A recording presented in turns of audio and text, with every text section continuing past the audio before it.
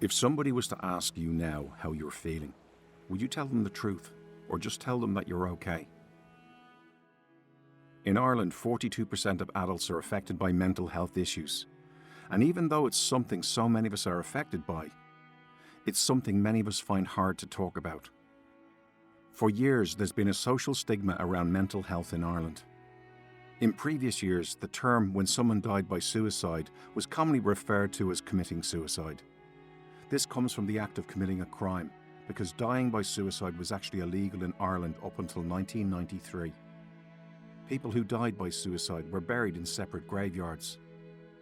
Laws like this, whether by design or a correlation, ensured people didn't talk about their feelings for fear of judgment in the community. As time has passed, however, it has gotten easier for people to talk about mental health. But it still seems to be something people are afraid to open up about. It's not just opening up about how we feel that people have trouble with in Ireland. Getting the treatment you need isn't as easy as you might think. But before we talk about how we're treating the problem, the first step for many towards getting yourself back into a positive state with your mental health is to talk about what is going on with you.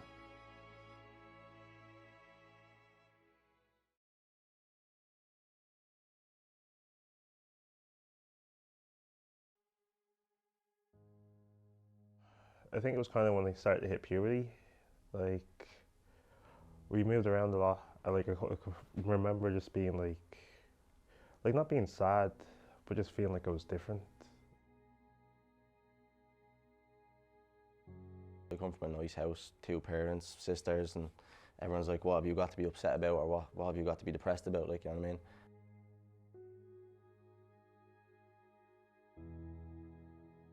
My dad was fairly abusive, so that was hard to do at a very young age, and kind of carrying that on. My mum and dad split when I was about 7, and things like just progressively got worse from there.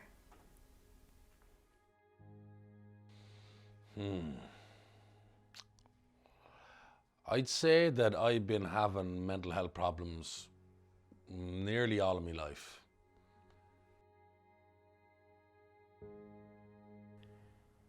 I don't remember when it started. It felt like it was just always there.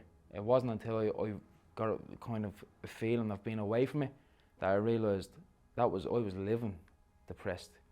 I can't look at myself in the mirror because I have quite big shoulders, so I'm built quite big, and I knew that from a young age as well. And I thought I looked different, so everybody used to call me a man. Or I was ugly, or, you know, I shouldn't look like this way because my sisters and my brothers look different to me. And never forget, I was doing a PE class and we were doing swimming, and after we were getting changed, I felt like I was going to get sick and I couldn't breathe. And my PE teacher rang my mum. My mum collected me and brought me straight to the doctor, and I was told it was an asthma attack. So I was put on inhalers, but about 6 months later then it happened again, and it happened that bad that I was put on oxygen. And from there then they had taken my oxygen levels and stuff, and they had told me it wasn't asthma, it was a panic attack. When talking about mental health, people need to keep an open mind as to what that actually means.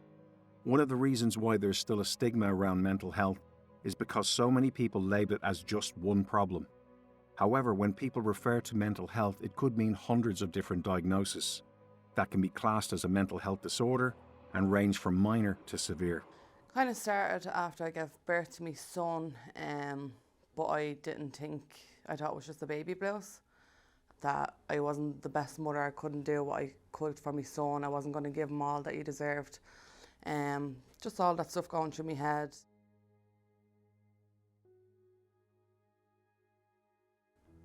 And then just little things like you're just so tired that you just think you're overtired or you're a bit sad. And then it just gets worse, where you're kind of like, right, like I just want to get away from this, like, so, like, you don't tell anybody, like, it's kind of like you feel like you can't, like, you're a mother, you're meant to love your child, you're meant to be in that moment with your child, you're meant to be so happy, it's meant to be the happiest time of your life, which it is, but at the other side of it as well, it's like your whole life is after getting turned upside down, and all your emotions are everywhere, your body's everywhere, and you're mentally, emotionally, physically drained.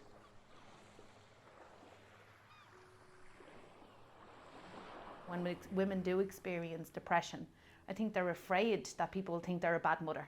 So struggle somehow means I'm not good enough and I'm not valued as a mother. And I think that that's a wider issue in how we've treated women for years. So I think being able to actually, when we are in school, look at understanding gender and the impact of society on gender and the impact of class on gender, and then how that feeds into how we value and support women at difficult stages in their lives, and how, you know, if you're coming from a community like this, especially, and the traveller community who had the state constantly intervene in terms of, you know, social work to try and take children. So that fear is ingrained in us over generations, is that somebody can take our children away if we're not doing well enough, you know. And I think that that's so deep inside us that we are afraid to then admit if we need some support. And I think that that's the narrative that needs to change, as well as many other things.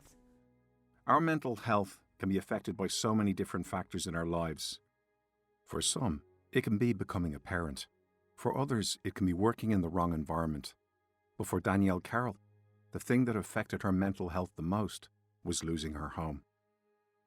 She was a lovely girl. She had two lovely boys, and everyone got on with her. She bit of laugh, like every other girl and every other teenager. She done her own thing, had a few drinks and enjoyed herself. Her landlord sold her house that she was renting, and then she went homeless. Just a happy mother with two little kids, homeless, and that was it. In Ireland, there are very little options when you're made homeless. Some families, however, are placed in hotels and B&Bs around the country for years on end. These facilities often are without drinking water, food storage, or cooking facilities. Danielle was placed in emergency accommodation for 3 years with her 2 children. It's ridiculous giving someone a hotel. It costs you more to keep it costs the council more money to keep Danielle or any other person in a hotel instead of giving them a house and let them do it up, and they'd be happier in it. The idea of, I suppose, living within an accommodation or having a roof over your head or having access to food is not enough when you're considering what's being taken. What is the cost of having somebody in a hotel in terms of they're being able to flourish, being able to have access to their community, being able to have access to their loved ones. You know, we all had sleepovers as kids. We all walked to school with our friends, met them at the corner of the road and walked down. Everything's being taken, you know. So not just the ability to be able to have a safe home, but to be able to actually create a childhood. We're in the worst homeless crisis that the country has seen since the formation of the Irish Free State. It's getting worse and worse. I had a cousin that had to live in a hotel room for 3.5 years, her and her child, getting takeaways every day because she didn't know where to cook. Is that good for your mental health? She gained about 3 stone. You know what I mean? Is that good for your mental health? Well, she was suffering with her mental health, but she didn't get much help off nobody now, to be quite honest with you on that one. She asked for help and she never got help, you know what I mean?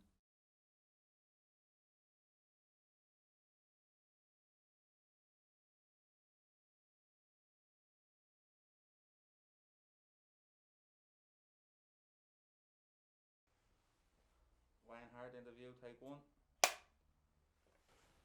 My name is Wayne. I was born in the northeast inner city. A lot of my family still live there, and we moved out to the Coolock area then when I was about 4 or 5 years of age. I think I was about 4 years of age. A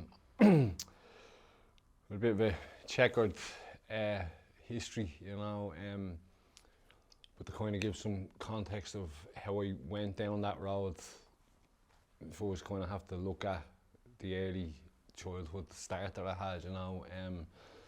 So I was raped and abused for a number of years, you know, systematically raped and abused from the age of 6 till I was 10. And I knew there was at least a minimum of 17 or 18 other children in the area that had happened to as well, you know, and 6, myself and 5 others gave statements to Garda Síochána, and you know, it was around the Catholic Church and stuff, and they were involved in the school and all, and he used to go swimming with us, and he was involved in the youth clubs, and there was a lot of grooming going on. And was all hid, you know, it was all swept under the carpet. So there were certain roads in my area I couldn't walk down because the Catholic Church had such power in Ireland back in the day.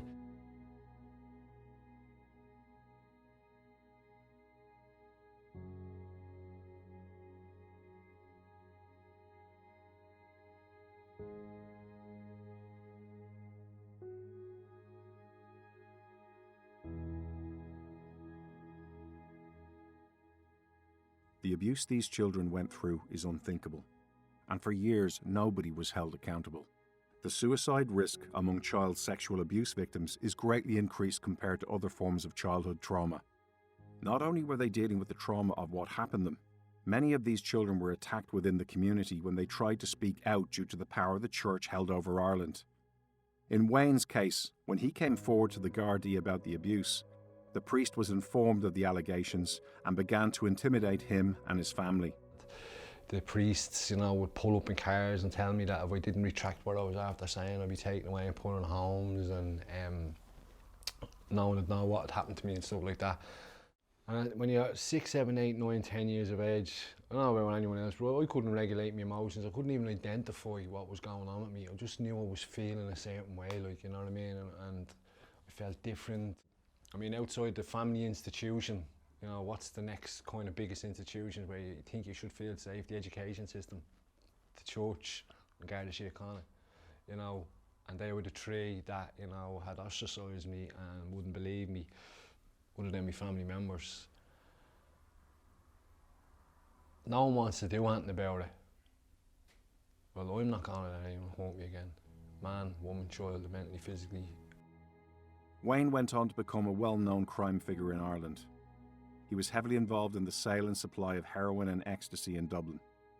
He's appeared in multiple crime documentaries and podcasts about his activities as a criminal and has spent over 16 years in prison.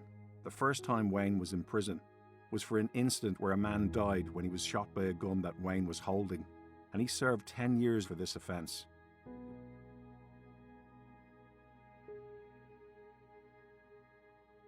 I was in prison at the time for an accidental shooting, and the person died. I just trying to live with that, and then I'd have these nightmares around it, and someone gave me heroin in the prison one day, and I was like, there was nothing, I was just kind of into oblivion. I didn't have to deal with it, do you know what I mean? It wasn't there. Many people use drugs as a coping mechanism on a daily basis to repress their feelings. A staggering 50% of people with severe mental health disorders are affected by substance abuse, while 3 in 4 young people who died by suicide had a history of drug and/or alcohol abuse. Like I started smoking weed at a very young age as well, like, so that kind of helped me cope with everything that went on before. Helped me forget a lot of things, and as I progressed, I started to drink and take drugs. Got introduced into cocaine, and then I tried ecstasy a couple of times. It wasn't for me, but with cocaine it was different. The buzz of it made me gave me confidence that I didn't have outside of, in reality, when I was sober. In the real world, it brought me to a place that, I don't know, I guess how to describe it would be, it made you feel like a giant, you know? Not sure if anyone can remember, you know, Snowblow, they used to sell it in the shops. I started with that, and that went on to coke, tablets, and so it was kind of dabbling with everything other than the hard stuff, heroin and crack cocaine and stuff like that. But I got addicted then to sleeping tablets, so it was mainly sleeping tablets and grass. I would either be high most of the time, like literally just wake up and have a joint, have 2 joints, 3 joints, 4 joints, like, or I just get blitzed out drunk, like, and just not have to think about things, like, so, like, I would smoke weed, like, most of the time, like, and sometimes it would make me worse. The benders go on, but then when time came around and the party was over, and the sun was coming up, I was just so so everything was just so dark for me, depressed. I wouldn't leave the bed for weeks on end. Men in particular have a harder time talking about their feelings than women. From a young age in society, boys are made to believe they shouldn't show their feelings because it makes them look weak. This can lead to them internalizing their problems as they grow up and isolating themselves. Year after year in Ireland, male suicides are drastically higher than women. Like if emotions came up or anything like that, like if I felt that I was going to cry or anything like that, like I just turn that straight to anger. And if I showed any kind of weakness with my brothers or anything like that, they would put me down, or they would hit me, or they would just be aggressive towards me and trying to toughen me up. But if you're told at 4 years of age, 3 years of age, you fall on the ground, you get a little bump, you cut your knee, and you're a big boy now, stop crying. That's repression. Sounds dramatic, but that's what it is, because kids at that age are an absolute sponge. Oh, stop crying. Stop crying. Stop expressing what I feel when I feel hurt. I think I was very vocal on social media. I used to put videos and silly things and statuses and all. People were thinking, well, this fella's very quiet for someone who's very vocal online, you know. And I remember just thinking, I want to speak, I want to join these laughs, I want to be a part of what you're doing here, but I just can't. Like if you were to look at my social media when I was going through my worst times, like you'd think that I was happy, like. And like I've known people that have taken their own life, and if you were to go through their social media for the past, like, let's say the weeks leading up to their death, like you'd think they were happy, like, you know, like, so, like I think social media portrays that like everything's fine, like when a lot of people are struggling with a lot of things, like loads of stuff led towards my depression, like, and I felt like I just couldn't talk to about it with anybody, like, so I felt like I just had to deal with stuff on my own, and then with me dealing with stuff on my own, that isolated me a lot from my family. The anxiety kind of just started to take over me then. It stopped me from doing a lot of stuff, going a lot of places. Even walking around where I live, like the anxiety would just take over me, and it just came to a place where I'd rather just sit in my room because that was just my safe spawn. What I did to deal with it is what I always did with opportunities. I hid away. I ran from things. Anytime things got hard in life, I ran and hid. And what I did to hide from this was I'd just sit in my bedroom. I'd be walking down the streets with my friends. The place would get crowded. I'd feel it coming on, a panic attack or an anxiety attack.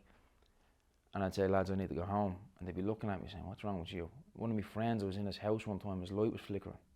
It just started happening, it just triggered it. Don't know what it was. And I'm just running, getting back to my bedroom. That's my safe place. Getting back to that safe place as quick as I can. Slamming the door, anyone coming in near me, fuck off, get away from the door. And I would have repressed all of that until I was about 19. And then it all came to a halt. And I decided to kill myself. Right in that moment, I got a knock on the door. And it was my brother Joe. And he walked in and he said, "Are you going to kill yourself?" That was the first question he asked me. And I said no. But I gave him an indication that I was. Because I wanted to talk, but I didn't want to say it. Again, I was repressed. But it was all coming out through a volcano at that point. And we sat down and we chatted for about 3 or 4 hours. And by the end of it, he said, "Why don't you try acting?" Because I was obsessed with films all my life. But I would have never thought I'd be an actor. I'm a traveller from Darndale and Coolac. What the fuck? So I struggled with all that, and I struggled with my sexuality because of what had gone on, and as a result of that then I thought I had to be a certain way, and I went out and I was with every girl I could be with. I remember the first relationship I got into, and I'd no understanding of what a healthy relationship was because I had all this stuff of being raped and abused, so that was all secured, you know, and I remember breaking up and my first attempt at suicide.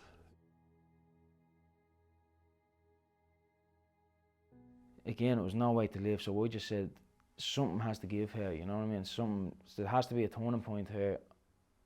And I guess deep down, there was something, and as much as there was this dark voice inside my head, it constantly put myself down, constantly criticised me. You're an embarrassment to your family, you're an embarrassment to yourself. Deep down somewhere, there was another voice who said, don't give up.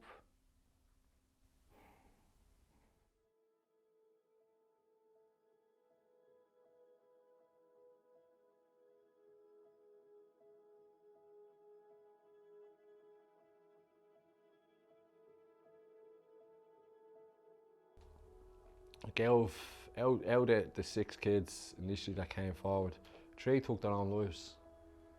You know, and that stuff kind of gets me. You know,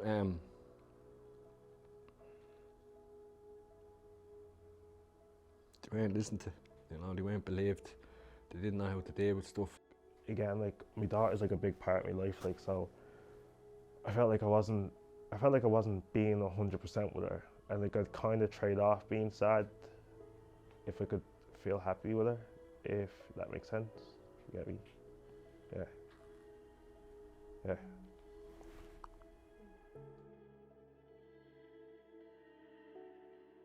I don't think I wanted to die. I'm 100% sure I didn't want to die, but I didn't know how to deal with the stuff. I didn't know how to deal with the situation, and big men, boys don't cry. You know, I know today boys do cry. Real men cry, you know, and I thought it was a hard man. The hard man was my dad, who was going out doing the 9 to 5, 3 jobs during the recession, trying to give his family, you know, what he could. Like depression, when you secretly go through depression, that's when it's at its most powerful. Because it's like a dirty secret that's choking you. I know, because I used to do it like that on my own and try to put on a smile and try to fake it all. And you can't breathe. You can't fucking breathe. Opening up about what's going on inside your head and looking for help is a big step for anyone to take. But for the people who are trying to get help, it can often be weeks and in some cases months before they are seen by a professional. The people we interviewed for this documentary also found it difficult to find someone who they felt empathised with their situation. For the time I was 21, I was probably in the worst place in my life. I finally admitted it. Went to see the doctor. I'd been sent to a doctor and a counsellor a couple of times. One of the psychiatrists wasn't great, she wasn't listening. And that was a big struggle for me because you're not hearing me, or you're listening, but you're not hearing what I'm saying. I've been to about 7 or 8 different people just try and see who can benefit me. It's all about bonding with the therapist as well. If you don't get their vibes, like, you know what I mean, you won't bond with them, and that just happened to me a few times where I just had to leave. So I did have a counsellor, and she was getting me confused with somebody else. Yeah, like I spoke to, like I did try to speak to somebody. It just wasn't, I don't know, like I just felt like we just didn't get on. I don't know, like he was a great person, I just felt like we just didn't vibe. They were meant to ring me on, say, the Friday. I rang and I said I was meant to have a phone call at 10 o'clock. I was like, it's now 12 o'clock, like, what's happening? Oh yeah, she rang in sick. And I'm like, okay, so you weren't going to tell me, like, there's no other doctors I can speak to? No, we'll get someone to you on Monday. Monday came, still never got a phone call. And it's now 6 weeks on and I still haven't got a phone call. Because I've seen some the most unempathetic counsellors and stuff in my life, you know what I mean? So not everybody is suited to their job. Like, you know, I've seen probation officers that should have been guards. I've seen guards that should have been social workers, you know, so it's across the board, like, you know. I've kind of been placed in 3 different mental health services and none of them seem to be able to help. I'm kind of just getting passed from pole to pole. There's no like solid place or person that is willing to listen. It was kind of just, they're listening, you got it out now, you can leave. There was never any kind of like backup or follow up to help me. So I'd go home and I'd still feel the exact same, it's just I saw a different person that day. We were in a mental health crisis before COVID. We're in a mental health emergency now. Experiencing a mental health issue is normal. Like, it's normal for people to have certain times in their life when they experience some sort of mental health trauma. Like, life throws difficult situations at us all the time, and sometimes we just need a little bit of help in order to get over these situations. So if you're experiencing a mental health difficulty, no matter what time of the day it is, that you can go to a service and you are seen and you get appropriate care that you need at that given time. At the moment, that's non-existent. We're still, people with mental health difficulties are ending up in A&E. They're not getting the same level of treatment as somebody that would have a physical health issue in A&E, and sometimes they're leaving A&E, and sometimes people die in the gaps of services that are there. That's the reality of it. He was a bass player and he was a singer. So like he was in a band called Harry Hoban and the Brothers Kane, and they actually, in 2019, they played the Olympia Theatre, sold out. That was the last gig Gar ever played. Like, Gar would get up in the morning, and the first thing he would do would pick up a guitar and sing. Like, we'd be dancing around the kitchen and all the kids, like, we'd be laughing, singing, because all the boys are real musical as well. And in all the years like that, like I've known Gar, he'd sing every morning. Like, he was up, he never had that guitar out of his hand. She was amazing. She was creative, funny, caring, kind, lovable. Her personality was addictive. She always knew how to make people smile and laugh. We fought, we hugged, we kissed, we played together, we killed each other. Always there for each other. Always kind of knew how to be there for each other, how to give each other advice. Yeah, she understood me, I understood her. She was just the best sister I could ask for.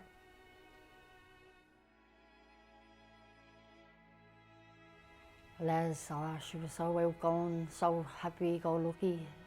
Jeez, I'd never take her for anybody that would be depressed or suffer with our mental health, not that I knew of it anyway. Like, every time we had a party or we had to go anywhere, like, Les would be the first one to get us all up dancing, and she'd always be the life and soul of everything. Even in the house, like, everybody used to call her Midge, and she was just like, she was the smallest out of us all, but yeah, she was full of life. Nobody knows what anybody's going through, and I think I think they do make it very hard for people to ring up and say that they need help. I think there should be a lot more, like, easier ways to get help, not waiting lists, or, you know, it should be just as easy as picking up the phone. Jean's son Christopher opened up to her about his struggles with mental health and told her he had suicidal thoughts. Not knowing what to do, Jean brought her son to the hospital. Very scary. I brought Christopher in as an 18-year-old, strong character. We sat in a dull, dark room. We were to be seen at 11 o'clock. We were left sitting there for over an hour, which, you know, a teenage young fella, I was trying to keep him there. A week before Christopher died, they told me he wasn't suicidal and he wasn't clinically depressed. And that was it. Unfortunately, the system let him down. He didn't want to end his life, but he couldn't see a way out. He couldn't get help, do you know what I mean? And we eventually got him down to the hospital, and they rang me and told me he wasn't suicidal enough.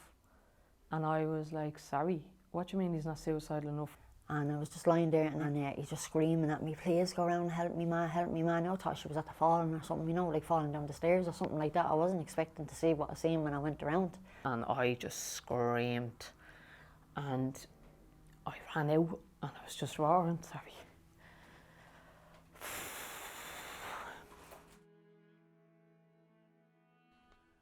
I remember when I was about 7 years of age, and I went in to get my father for breakfast, and he was lying on the bed. So I called my mother. She came into the room, and he survived that suicide attempt.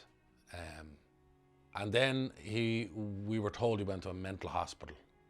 And one day I was outside in the camp playing with my cousins, and two guards came in and said he'd killed himself 2 days before this. The last day I talked to Danielle was the day she took her life.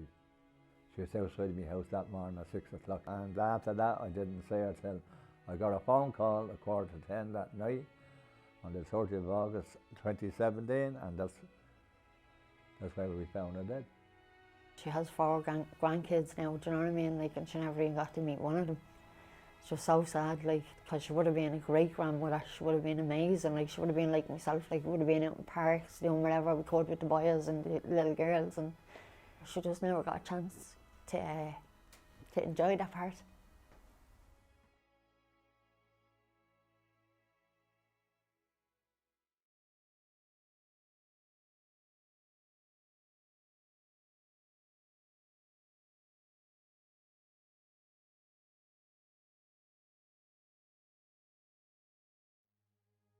When a friend or family member passes away, That pain is hard to bear for anyone.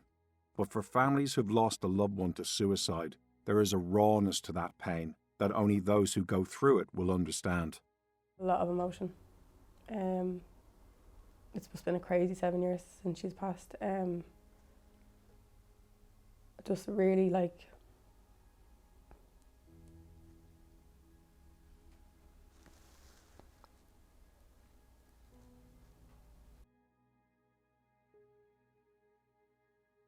sorry. The aftermath that suicide has in a family is absolutely horrific.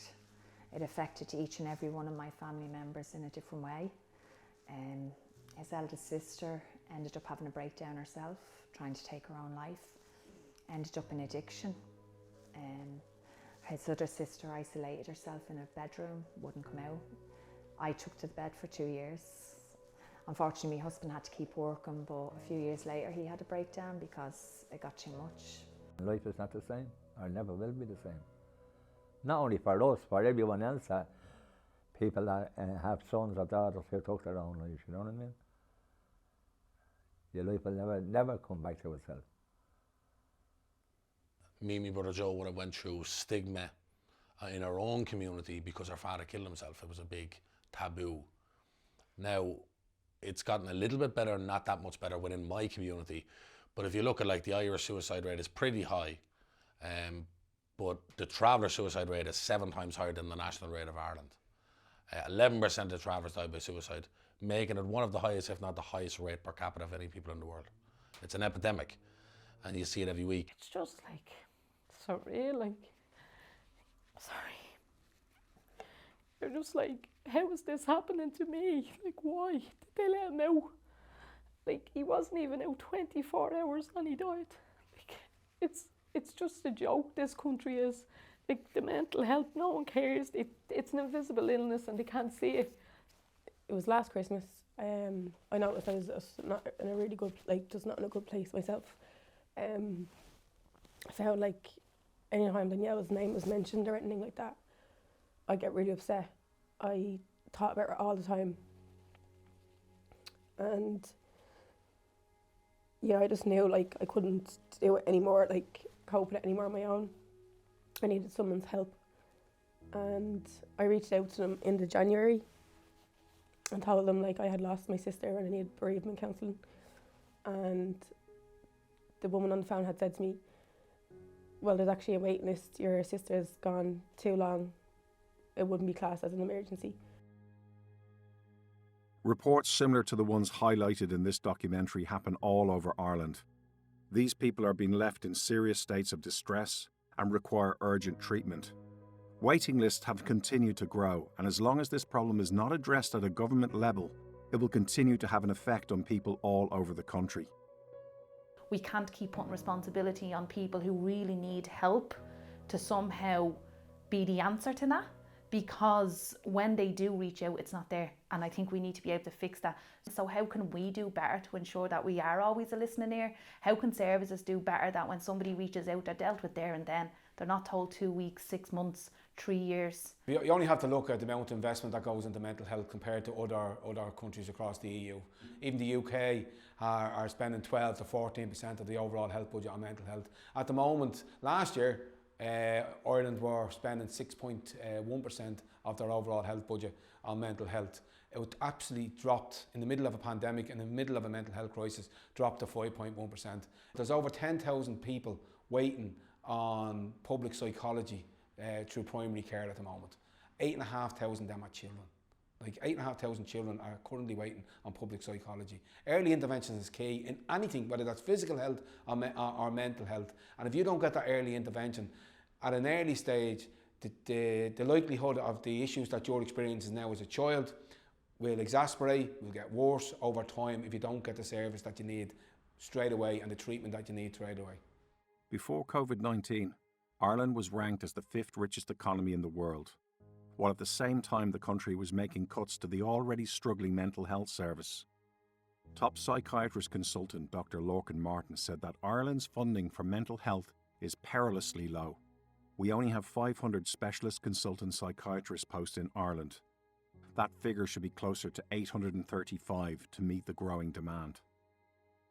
Although public services do not meet the demand when it comes to treating mental health, there are hidden heroes in communities spread throughout Ireland that do their best day in, day out to try help those struggling with their mental health.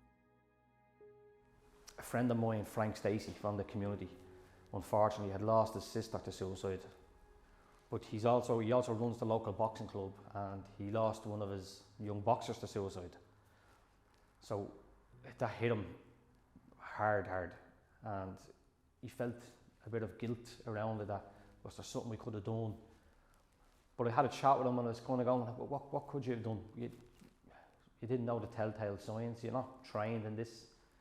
You should be. You're working with young people coming in every day.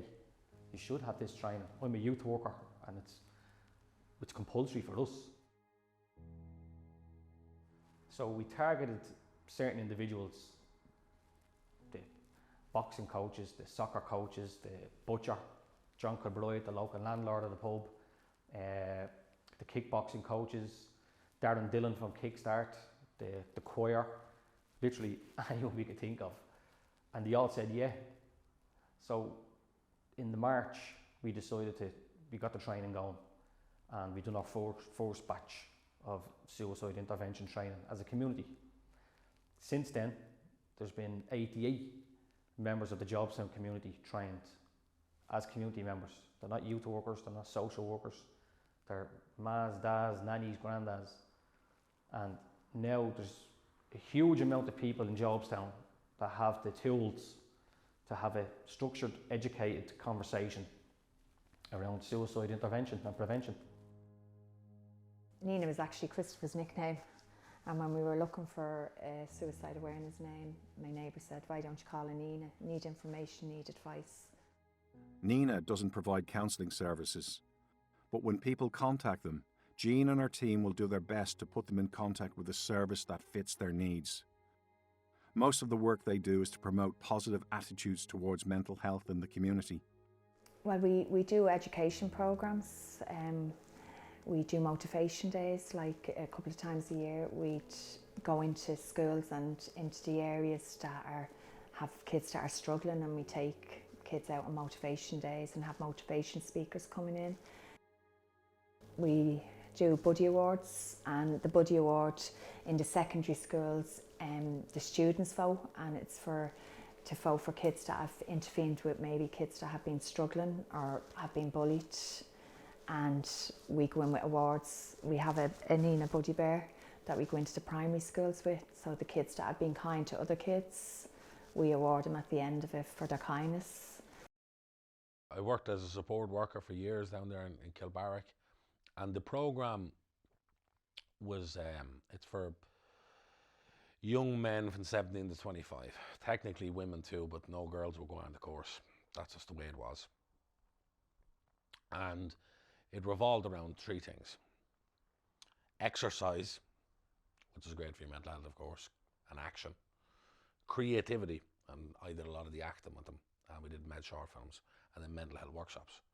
And it was a unique program, the only of its kind in the country, and it was designed by Darren Williams. I'm working with the HSE, and statistics are telling us that the drop in suicides and self-harm in Jobstown has dropped dramatically. Where we were in March 2018, we were the black spot in the whole country. Jobstown. That's how that, just Jobstown. The results were incredible, like incredible from that place.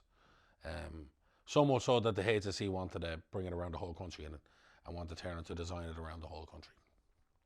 And we had lads who had never had anybody in their family do their leaving cert, and they ended up going on to college to study film and other stuff. And loads of them getting jobs and getting clean, and their mental health improving dramatically. There are more and more programs being set up in communities with the sole purpose of providing an outlet for people struggling with their mental health. Hope is a locally funded group set up in Tala that provides help for those struggling. Walk and Talk set up in Jobstown, where people meet up and go for long hikes through the mountains. Lads Take Care is an Instagram page set up by two friends as a place for men to talk. They meet up for a swim in the sea and to get out of the house for an hour with a group of people all going through similar experiences.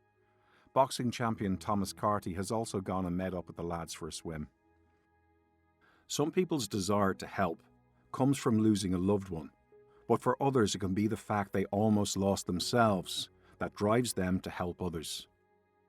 When Tomo eventually got the help he needed, he went from 23 stone on a weight loss journey that eventually inspired him to create a gym to help others with their own weight loss goals. After a life of crime, 16 years in prison, being addicted to heroin and multiple attempts at suicide, Wayne decided he wanted to change his life. Since then, he's been clean from drugs and gone on to college, where he's earned a degree in psychology. After receiving his degree, he went on to do a master's in criminology and has given talks in colleges and institutions across Ireland and England. He now spends his time working with people coming out of prison to try and keep them from returning to prison again. These grassroots movements have shown great success in communities around the country. These people are dedicating their time to do something that many people forget about because these problems are hidden away in the shadows. If the government put more money into its mental health services as a preventative measure, groups like these wouldn't need to be set up as a reactive one. When somebody breaks a leg or an arm, they receive immediate care. When they leave hospital, they get appointments to go back for aftercare to make sure the bone is healing. They also receive physiotherapy to help improve movement around the break and speed up the healing process. The same quality of care should be given to those who attend hospital for issues with their mental health.